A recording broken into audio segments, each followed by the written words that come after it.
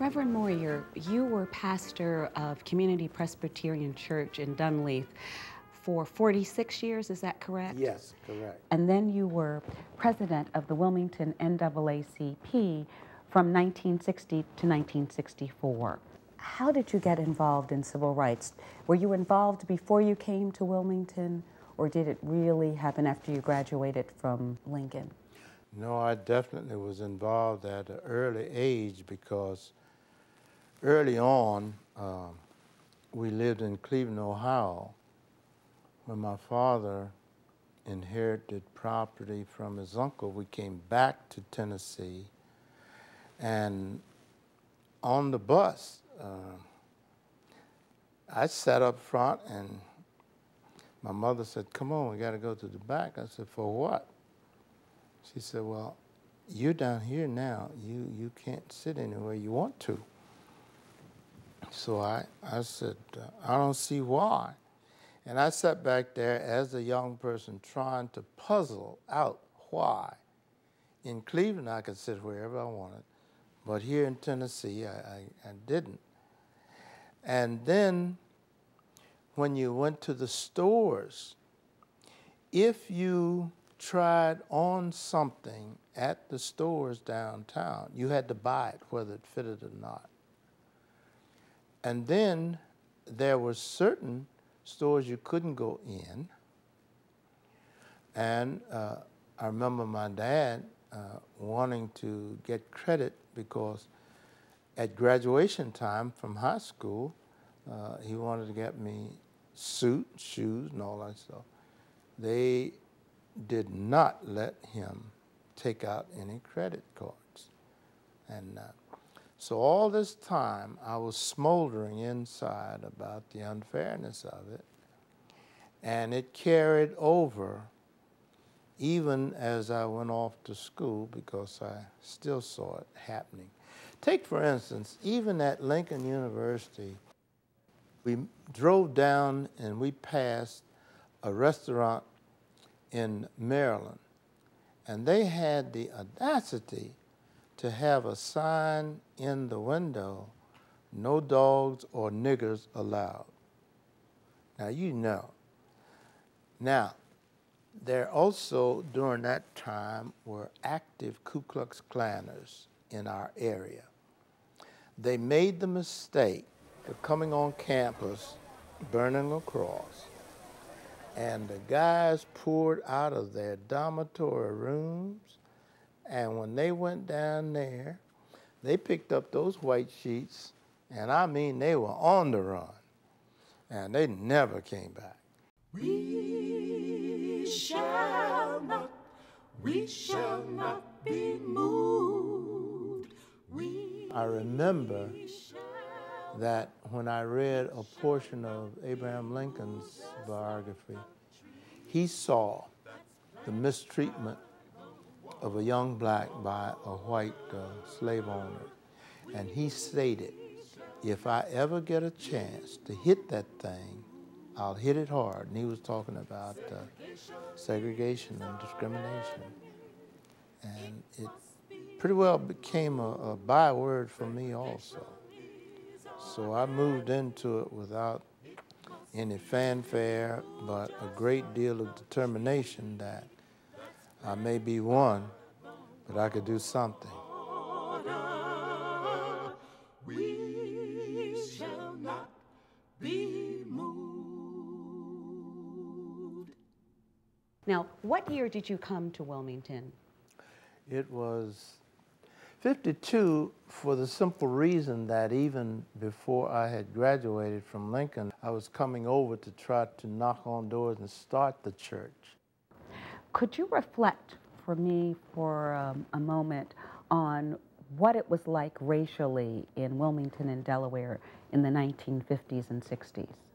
It was quite marked. You could not mistake it. Take, for instance, even before I got here, in my senior year, my wife had called over to ask were there any openings at the telephone company, and they said, sure. But when the interview came and they saw that she was black, then they told her no more openings.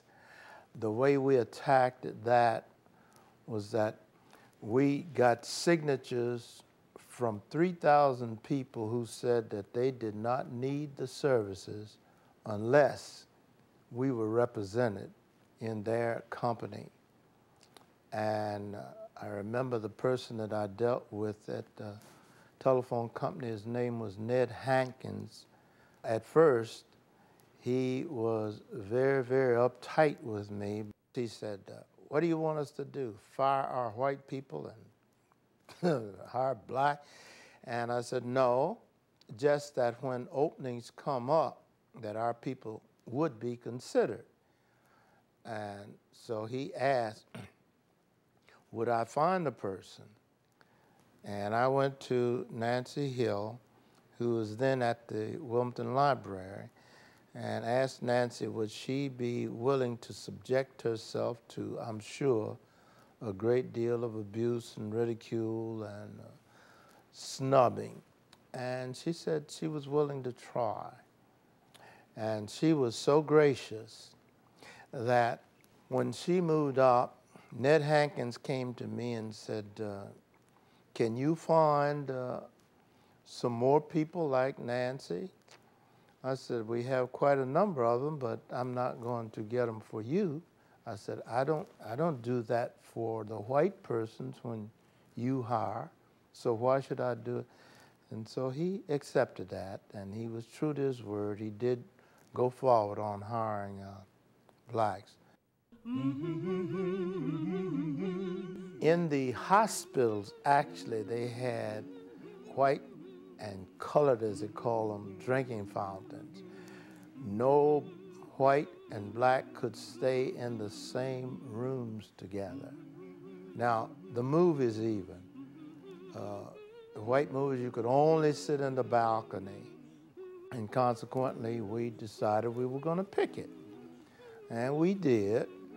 And we even had help coming from Lincoln University and persons here, black and white, who caused that barrier to be knocked down.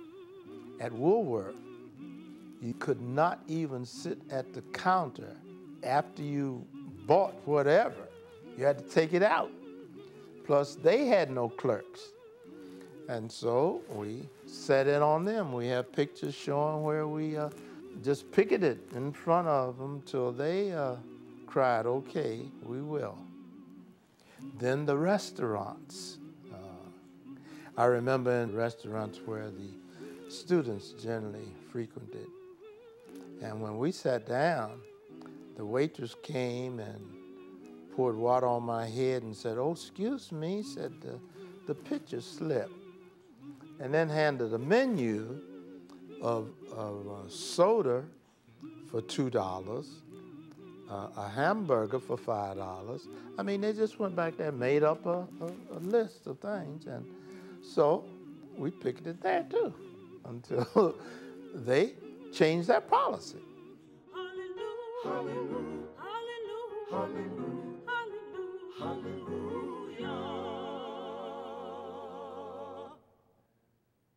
Then we decided that there should be bus operators. Our people can drive. There again, we were confronted with, what do you want us to do? Fire whites? I said, don't be ridiculous. I said, you know and I know that ongoing we need people because people retire or die or go to another job. And so here again, I got the first one and then told them that after that they were on their own. And now, as you know, they have black bus drivers, operators. Then we went to the department stores and talked about having people there of our color who were just janitors or maids. They said, well, they would have to be qualified. I said, so in Philadelphia, which is only about 35 miles from here, our black people are qualified, but here they're not qualified. And so they decided to bring someone from Strawbridge and Clothier in Philadelphia, and they made the mistake of leaving the chart in the room where we met, and it showed a steady decline in sales because our people stood together then, and they just refused to go in and shop. And so here again, he asked, what could they do? I said, we're just asking that you hire people for clerks as well as other positions in Strawbridge and Clothier. We accomplished that. What about housing? Well, housing at that particular time was at a premium because they did not want to let us in so many areas. And so we were just relegated to certain pockets within the city. They did not want our people in their communities. Their excuse as being a homogeneous area with all the people of the same background. Now, that didn't hold up. So that we continued to press on that, and we had to go down to Dover, and at that particular time, Sherman Tribbett was the chairperson of that committee where the bill was. He had a hardware store in Milltown, and we just picketed in front of his hardware store till he cried uncle, you know. And so then they passed that bill, and Governor Carville, I think it was at that time, have a picture of him signing the bill. It was also interesting that no matter how well you were off financially, it was most difficult for our people to get a loan to buy a house or car or anything else. This happened for a long while until Jim Sills came on the scene, and he actually changed the opinion of the banks that they wouldn't lose any more in trading with us than with any other people. And so that is now a place that you can go and get the same sort of consideration that we were denied before. And that was a pretty tough nut to crack, but we cracked that also. In fact, you remember the March on Washington in '63 was, that was a part of it also, that when a group from here boarded the bus, and we had that bus full, and we marched, and we had our Delaware banner, and that was when Martin Luther King made his famous speech, "I Have a Dream." And we stayed down there all day, and we accomplished a great deal because people came from everywhere. And having the right kind of president at that time in office, he listened and he moved, so that also helped us in our struggle for freedom. Reverend Moyer, can you talk a little bit about school desegregation? That was a hot issue in Wilmington. Were you involved in that? Yes. Can you talk about that for a bit? See, the philosophy that many races have against our race is that we will just get tired and give up. so that they would just hold steady to their course. But we had news for them. We were just like gadflies, and we would go down to Dover and talk. We would go to the schools and picket, and we would talk to the principals, the superintendent of schools, until finally, I guess they got weary of seeing us. And then also, we had a great deal of help from the National Office of the NAACP. They sent people down, and because they were used to negotiating. And so they helped us considerably also, until finally we broke through in victory. We still kept on because, as you know, they were wanting to do as little as possible. And we were determined that we would be equal. Can you reflect a little bit on your life in civil rights? What do you feel that maybe you helped accomplish here in Delaware, and the things that you feel still need to be addressed in terms of race? In earlier years, we were reminded so very often that we were not wanted and that we were not allowed to be in certain events or places in our lives. And consequently, along with a group of other early civil rights workers, with Lou Redding being one of the shining lights, we launched out in turning Wilmington around, and Delaware, so that where there were disparities in schooling, in public accommodations, in housing, in social equality. And I feel that there's one thing that we need to do, like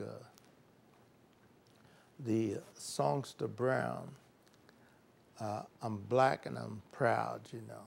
I think we need to cause our people to understand there is nothing wrong about wanting to be not only self-conscious, but proud to be together in certain things. I mean, we wish that we didn't have to have a time in the year when we would point up the accomplishments of our people, as well as the feeling of togetherness that you can have when you are not ashamed of really recalling and acting out our heritage.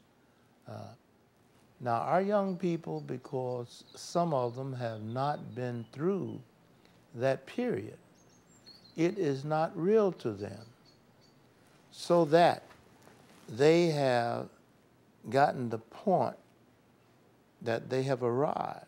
And when they do say that, I say, where have you arrived? You know, you may be on the journey, but you have not arrived yet. And so I think that this is something that we're going to have to do. Stir up the pride, the energy, and the determination to have goals that will cause us to stand shoulder to shoulder with anyone and compete. And that day has not come yet.